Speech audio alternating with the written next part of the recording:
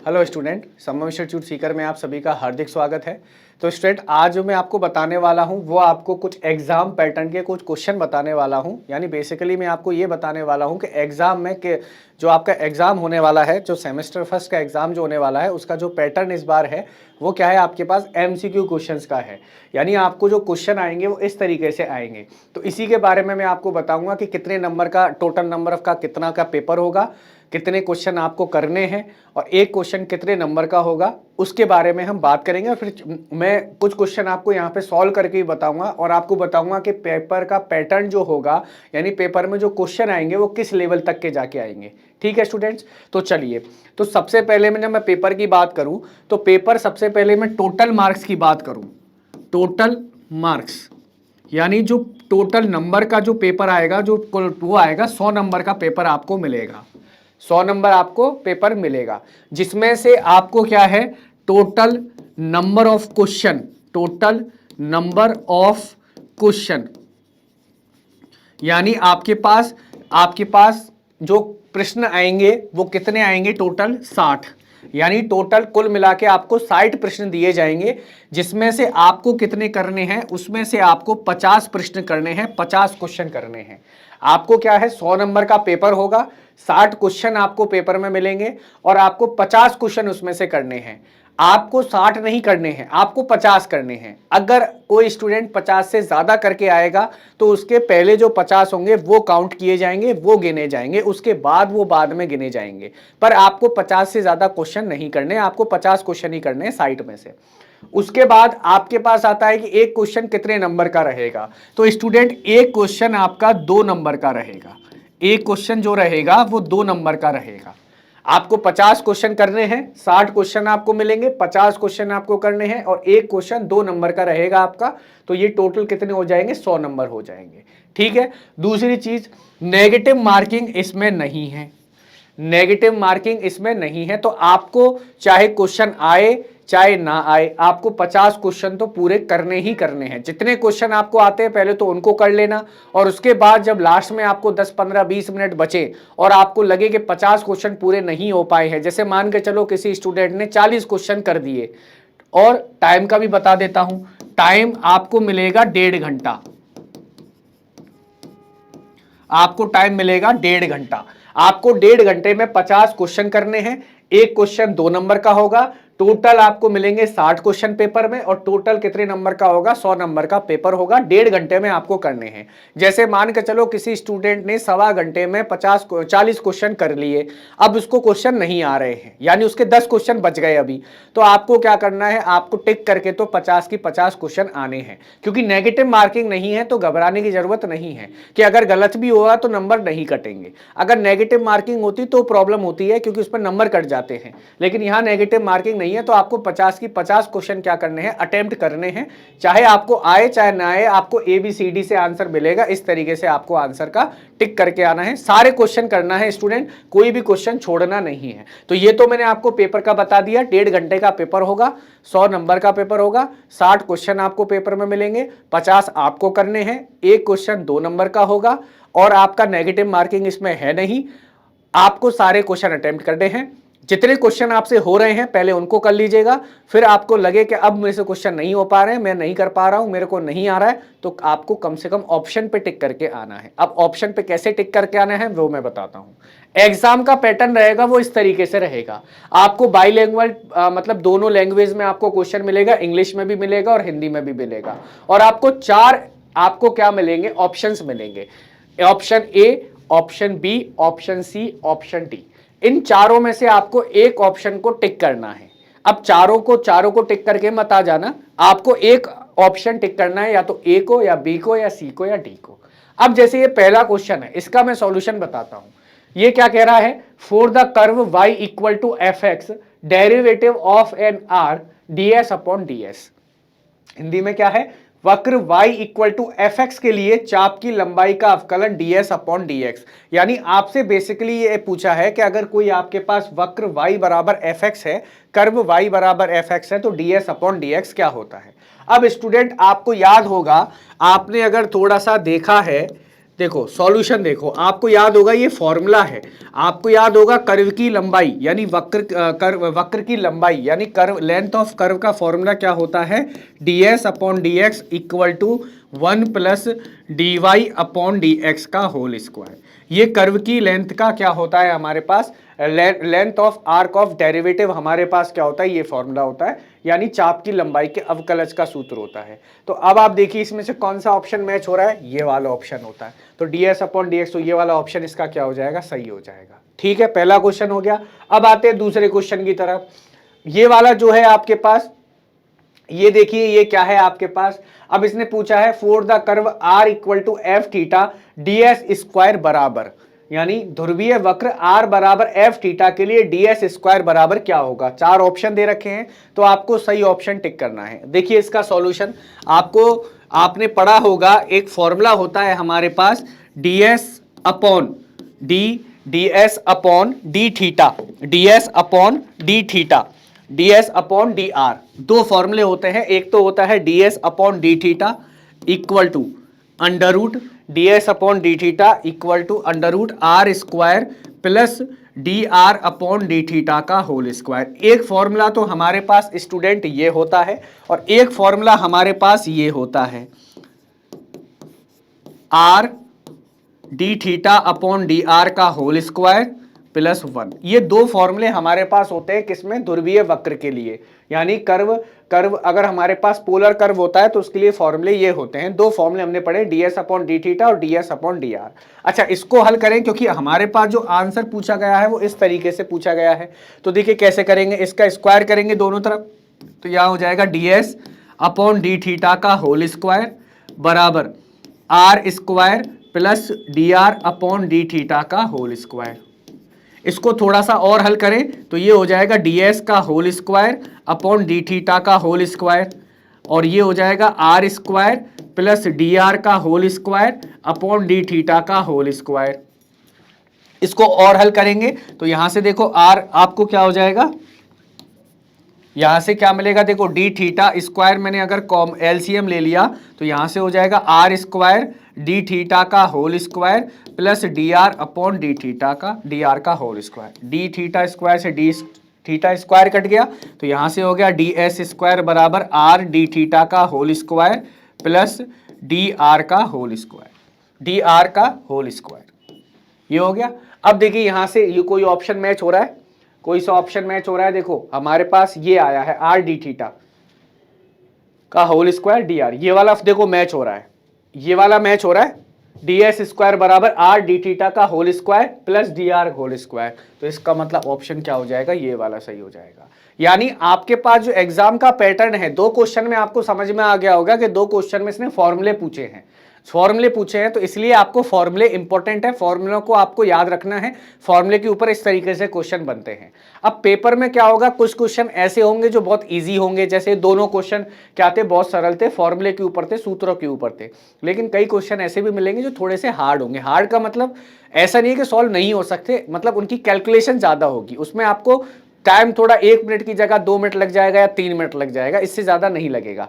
1.5 घंटा है, 1.5 घंटे में 50 क्वेश्चन करने हैं, तो इसका मतलब आप गया आपको एक क्वेश्चन के लिए आपको 2.5 मिनट मिल रहा है, 2.5 मिनट से ज्यादा मिल रहा है। आप 130 पर आप कट कर लीजिए, 100 घंटे हैं आपके पास, तो ये हो जाएगा 90 में 50 का डिवाइड करेंगे तो ये आपको मिलेगा 1.4 बचा 8, यानी 1.8 मिनट मिल रहा है आपको एक क्वेश्चन के लिए। एक क्वेश्चन के लिए कितना मिल रहा है, 1.8 मिनट, यानी 1.5 मिनट आपको लगभग 1.5 मिनट आपको एक क्वेश्चन के लिए मिल रहा है। तो आप आसानी से, आपको कई क्वेश्चन ऐसे होंगे जो 1 मिनट से भी कम समय में हो जाएंगे, जैसे ये वाला क्वेश्चन था, ये पहले वाला क्वेश्चन था, ये 1 मिनट से कम में हो गया, 5 या 6 सेकंड में हो गया। ये वाला क्वेश्चन था, ये भी आधे मिनट में हो गया, अगर फॉर्मूला आपको पता है तो आधे मिनट में हो गया। अब पेपर पे बनाने का तरीका भी यही होता है कि कुछ क्वेश्चन क्या होते हैं आपको ऐसे मिलेंगे जो 1 मिनट से कम टाइम लेंगे, और क्वेश्चन ऐसे होंगे जो 2 मिनट लेंगे, 3 मिनट लेंगे। वो इसलिए बनाया जाता है कि जैसे जिन क्वेश्चन में आपका कम टाइम लग रहा है, ये टाइम आपका उन क्वेश्चन के लिए काम आ जाए जिनमें कैलकुलेशन ज्यादा है। तो ये सेकंड क्वेश्चन का आंसर हो गया। थर्ड क्वेश्चन आता है कि for the curve y equal to F theta A one plus cos theta. अब देखिए यहां ने इसने क्या दे रखा है, r बराबर F theta equal to A one plus cos theta दे रखा है आपको, और उसने पूछा है ds अपॉन डी थीटा। उसने क्या पूछा है, ds अपॉन डी थीटा पूछा है, ds अपॉन डी थीटा की वैल्यू पूछी है, यानी वक्र बराबर r बराबर एफ थीटा बराबर A one plus cos theta, ds upon D theta के लिए उसे ds अपॉन डी थीटा की वैल्यू पूछी है, मान पूछा है। अभी मैंने आपको फॉर्मूला दिखाया था, देखो ds अपॉन डी थीटा का फॉर्मूला क्या होता है, ये रहा। क्या होता है formula, ds upon D theta के लिए फॉर्मूला क्या होता है, ds अपॉन डी थीटा के लिए फॉर्मूला होता है R square plus D R upon D theta का होल स्क्वायर। अब मुझे इसके लिए किस किस की जरूरत है, आर की जरूरत है और D R upon D theta की जरूरत है। आर तो हमें ऑलरेडी दे ही रखा है उसने, आर तो मुझे ऑलरेडी दे रखा है, मुझे क्या चाहिए, D R upon D theta चाहिए, यानी इस आर का थीटा के रेस्पेक्ट में डिफरेंशिएशन चाहिए। तो आर बराबर क्या दे रखा है, ए वन प्लस कॉस थीटा, तो इसका डिफरेंशिएशन करेंगे तो D R upon D theta क्या हो जाएगा, ए वन का हो जाएगा 0 और कॉस थीटा का माइनस साइन थीटा, तो आपके पास क्या आया, माइनस का ए साइन थीटा मिला, यानी D R upon D theta क्या मिल गया आपको, माइनस ए साइन थीटा। अब आर स्क्वायर और D R upon D theta का मान यहाँ पे रख देंगे, वैल्यू यहाँ पे रखेंगे तो देखो क्या मिलेगा, D S upon D theta equal to R square, यानी इसका स्क्वायर करेंगे तो A square one plus cos theta का होल स्क्वायर, प्लस अब आपको क्या करना है, D R upon D theta की वैल्यू यहाँ पे रखनी है, तो D R upon D theta कितना है, माइनस ए साइन थीटा का होल स्क्वायर। तो यहाँ से देखिए क्या हो जाएगा, D S upon D theta equal to under root A square, इसका ए प्लस बी से खोलेंगे तो one plus cos square theta plus two cos theta, one plus two cos theta plus ये हो जाएगा A square sine square theta. अब देखिए यहां से ds अपॉन डी थीटा बराबर, अब यहां से ए स्क्वायर का गुणा करेंगे, A square plus A square cos square theta plus 2a square cos theta plus A square sine square theta, ये बना आपके पास। अब देखिए यहां से इन दोनों को देखिए, A square cos square theta plus A square sine square theta, दोनों में से ए स्क्वायर कॉमन ले लूंगा तो क्या बनेगा, sign square theta plus cos square theta. तो यहां से देखिए क्या बनेगा, ये बनेगा आपके पास ए स्क्वायर तो एज इट इज, यहां से ए स्क्वायर कॉमन ले लिया तो cos square theta plus sign square theta, और अंत में क्या चल रहा है, 2a स्क्वायर कॉस थीटा, ये बचा। अब देखिए इसकी वैल्यू कितनी होती है, 1 होती है, इसकी वैल्यू कितनी होती है, 1 होती है, इसकी वैल्यू कितनी होती है, 1। तो क्या हो जाएगा देखिए, D S upon D theta equal to under root A square plus A square plus 2a square cos theta, ये हो जाएगा। अब यहाँ से देखिए D S upon D theta equal to, यहाँ से हो जाएगा ए स्क्वायर यानी 2a square plus 2a square cos theta, दोनों में से 2a स्क्वायर कॉमन ले लेंगे तो D S upon D theta क्या हो जाएगा, 2a स्क्वायर कॉमन ले लिया तो 1 प्लस कॉस थीटा, ये हो जाएगा। अब आपको पता है 1 प्लस कॉस थीटा क्या होता है, आपको अगर फॉर्मूला याद है तो देखो 2a square 1 plus cos theta होता है, कॉस थीटा को मैं क्या लिख सकता हूँ, 2 साइन स्क्वायर थीटा बाई 2, क्या लिख सकता हूँ, 1 प्लस कॉस स्क्वायर थीटा की वैल्यू होती है 2 साइन स्क्वायर थीटा बाई 2, ये होती है। आप इसको सॉल्व करोगे तो देखो क्या बन जाएगा, 2 साइन स्क्वायर थीटा बाई 2, इसकी वैल्यू कितनी हो जाएगी, 2 sign square theta by 2, sorry इसकी वैल्यू होती है, देखो निकालते कैसे हैं, देखो cos 2 थीटा हमारे पास क्या होता है, cos square theta minus sign square theta. अब देखिए यहां से cos 2 थीटा इक्वल टू हो जाएगा cos square theta minus 1 minus cos square theta, तो यहां से cos 2 थीटा आपको क्या मिलेगा, cos square theta minus 1 plus cos square theta, तो यहां से cos 2 थीटा की वैल्यू आपके पास क्या मिली, 2 cos स्क्वायर थीटा माइनस 1, ठीक है। तो यहां से 1 प्लस कॉस 2 थीटा क्या मिल गया आपको, 2 कॉस स्क्वायर थीटा। अब थीटा की जगह क्या आ रहा है, थीटा आ रहा है, तो 2 थीटा थीटा यानी cos 2 theta equal to 2 cos square theta by 2, तो यानी आपके पास 1 प्लस कॉस थीटा की वैल्यू क्या होती है, 2 कॉस स्क्वायर थीटा बाई 2, तो यहां रखेंगे तो 2 कॉस स्क्वायर थीटा बाई 2, तो यहां से इसको सॉल्व करेंगे, तो D S upon D theta equal to क्या हो जाएगा 4a square cos square theta by 2। अगर इसका स्क्वायर रूट लेंगे तो D S upon D theta क्या मिलेगा 2a कॉस थीटा बाई 2। तो D S upon D theta क्या आया आपके पास 2a कॉस थीटा बाई 2। अब देखो कौन सा ऑप्शन सही है 2a कॉस थीटा बाई 2 यानी सी ऑप्शन इसका सही है। तो इस तरीके से ये क्वेश्चन सॉल्व होंगे। अब नेक्स्ट क्वेश्चन आते हैं ds अपॉन dr। अब देखो ये भी हमारे पास क्या होता है एक फॉर्मूला होता है डायरेक्ट, तो इसको मैं डायरेक्ट बी पे टिक कर दूं। ये फॉर्मूला होता है हमारे पास ds अपॉन dr का फॉर्मूला होता है r upon R square minus P square की पावर 1/2। ये डायरेक्ट फॉर्मूला है, इसलिए इसमें कुछ सॉल्यूशन में नहीं करवा रहा हूं क्योंकि फॉर्मूला होता है, तो आप याद रखिएगा। चलिए अब आते हैं 5th नंबर का question y equal to log sec x upon A ds। अगर उसने क्या रखा है y equal to a log sec x upon a है तो ds अपॉन dx की वैल्यू आपको फाइंड आउट करनी है। यानी y equal to a log sec x upon a के लिए ds अपॉन dx क्या होगा वो हमें बताना है। तो अभी मैंने आपको देखो इसका बताया था ds अपॉन dx का फॉर्मूला क्या होता है। dx अपॉन dx का फॉर्मूला होता है under root 1 plus dy upon dx का होल स्क्वायर, ये फॉर्मूला होता है। y हमें क्या दे रखा है y हमें दे रखा है a log sec x upon a log sec x upon a हमें ये दे रखा है। अब देखिए यहां से क्या हो जाएगा a log sec x upon a हो जाएगा। अब देखिए यहां से आप क्या करेंगे, मुझे dy अपॉन dx चाहिए, मुझे क्या चाहिए dy अपॉन dx चाहिए, तो यानी मुझे इसका x के रेस्पेक्ट में डिफरेंशिएशन करना पड़ेगा। तो इसका डिफरेंशिएशन मैं करूंगा x के रेस्पेक्ट में, तो dy अपॉन dx बराबर क्या हो जाएगा a upon sec x upon a तो कांस्टेंट है एज इट इज रहेगा, अचर है। log log x का क्या होगा 1 अपॉन x। अब sec का करूंगा तो sec का होता है sec x tan x यानी sec x upon a tan x upon a। अब मैं किसका करूंगा x अपॉन a का करूंगा तो x अपॉन a का क्या हो जाएगा x के रेस्पेक्ट में 1 अपॉन a। तो देखो sec x अपॉन a से sec x अपॉन a से a कट गया तो dy अपॉन dx बराबर क्या हो जाएगा आपके पास, ये हो जाएगा tan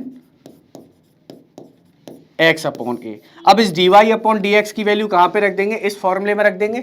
तो dy अपॉन dx की वैल्यू इस फॉर्मूले में, मान इस फॉर्मूले में रखेंगे तो ds अपॉन dx बराबर क्या हो जाएगा अंडर रूट 1 प्लस, तो यहां पे रखेंगे तो tan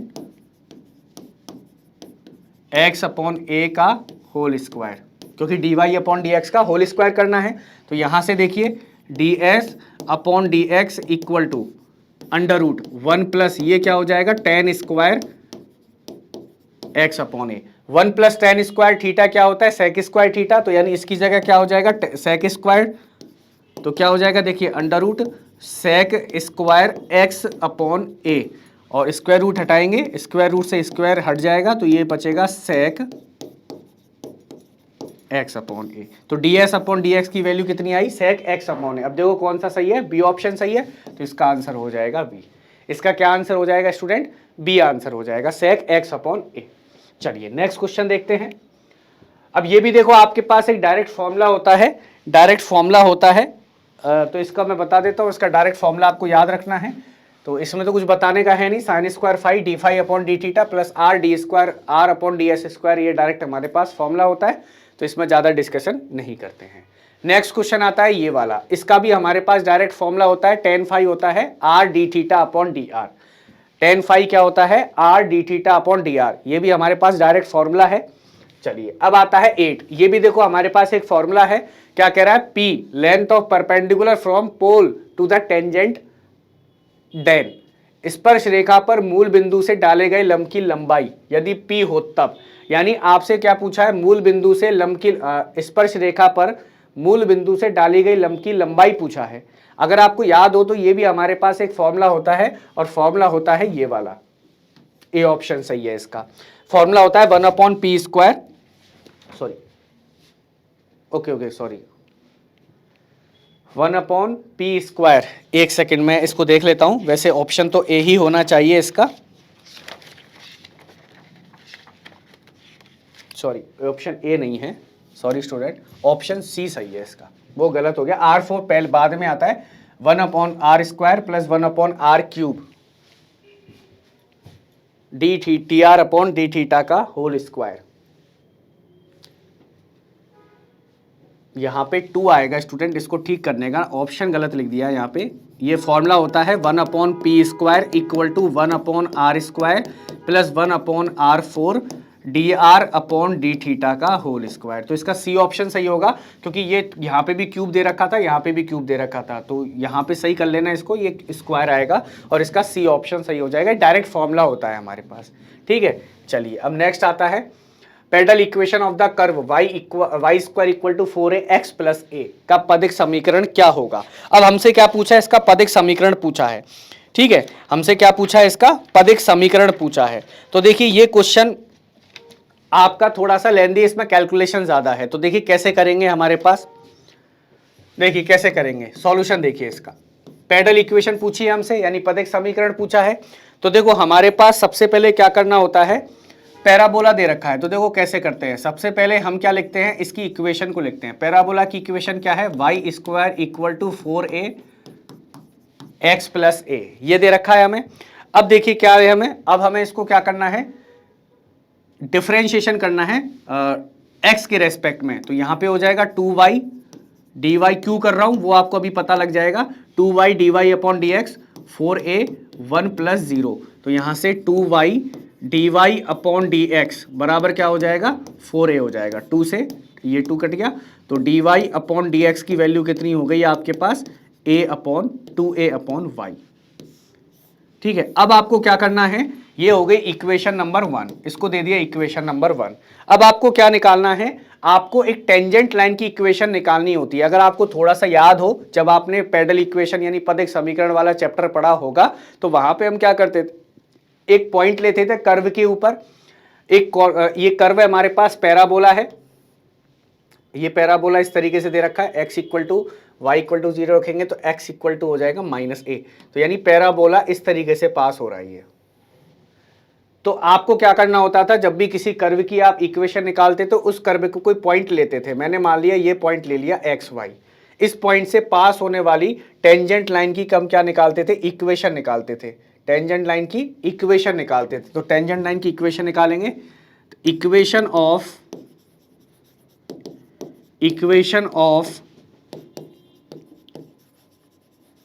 tangent line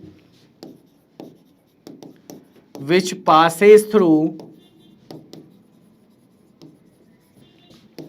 the point xy। तो इस पॉइंट से पास होने वाली x1 y1 लिख देता हूं, ठीक है। मैं x1 y1 ले रहा हूं, x1 y1। तो इस पॉइंट से पास होने वाली कर्व की इक्वेशन क्या होगी, y minus y1 equal to dy upon dx x minus x1, ये फॉर्मूला होता है हमारे पास। तो चलिए, तो y1 की जगह y1 है, dy अपॉन dx की जगह क्या है, 2a अपॉन y और x माइनस x1। इसको थोड़ा सा आप सिंप्लीफाई करोगे तो ये इक्वेशन जो बन के आएगी वो आएगी आपके पास। चलिए मैं इसको कैपिटल Y ले लेता हूँ जिससे कंफ्यूजन ना हो। देखो मैं यहाँ पे थोड़ा सा इसको कैपिटल Y ले लेता हूँ जिससे आपको कंफ्यूजन ना हो। तो ये कैपिटल Y ले लिया, यहाँ पे x माइनस x1 ले लिया, यहाँ पे कैपिटल Y ले लिया, ये y रहेगा, यहाँ पे x माइनस x1 ले लिया। इसको थोड़ा सा आप सॉल्व करोगे तो इक्वेशन बनेगी आपके पास y² माइनस y1। तो देखिए आपके पास जो इक्वेशन बनेगी वो बनेगी y² minus y1 plus y² minus 2ax equal to 0। ये आपके पास कौन सी इक्वेशन आई है, टेंजेंट लाइन की इक्वेशन आई है, यानी स्पर्श रेखा की आपके पास क्या आई है, समीकरण आई है, जो वक्र के ऊपर यानी जो कर्व के ऊपर जो पॉइंट था उसके क्या हो रही थी, पास हो रही थी। ठीक है, अब आपको क्या निकालना होता है, P निकालना होता है। P क्या होता है, y² परपेंडिकुलर लेंथ होती है, वो आएगी y² minus 2ax upon under root, ये हो जाएगी। अब देखो जब इसको आप सॉल्व करोगे ना तो आपके पास जो आंसर मिलेगा,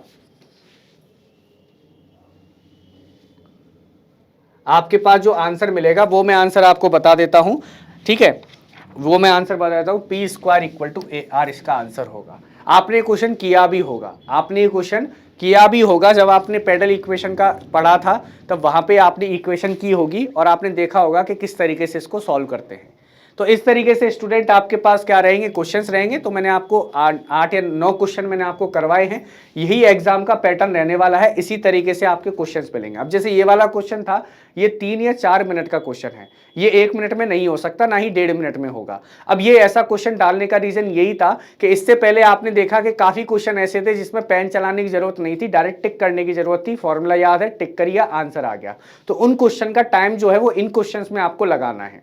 अगर आप फॉर्मूले क्वेश्चंस में भी टाइम लगाएंगे तब आपका पेपर कंप्लीट होना मुश्किल है। इसलिए फॉर्मूलों को अपने दिमाग में रखना, क्योंकि फॉर्मूले अगर आपको याद हैं तो आप आसानी से क्वेश्चन को, पूरे पेपर को सॉल्व कर सकते हो। आराम से 50 क्वेश्चन 1.5 घंटे में आराम से क्या कर सकते हो, सॉल्व कर सकते हो। ठीक है स्टूडेंट्स, तो आज की क्लास में मैंने आपको क्या बताया, किस तरीके से एग्जाम का पैटर्न रहेगा, कितने नंबर का क्वेश्चन रहेगा, कितना टाइम आपको मिलेगा, कितने क्वेश्चन आपको करने हैं, एक क्वेश्चन कितने नंबर का रहेगा, कितना आपको छोड़ना है, कितना करना है और कैसे करना है, और कुछ क्वेश्चन के पैटर्न मैंने आपको बताया कि पैटर्न किस तरीके से रहेगा क्वेश्चन पेपर का। ठीक है स्टूडेंट्स, तो आज की क्लास स्टूडेंट हम यही खत्म करते हैं, मिलते हैं नेक्स्ट क्लास में। Thank you.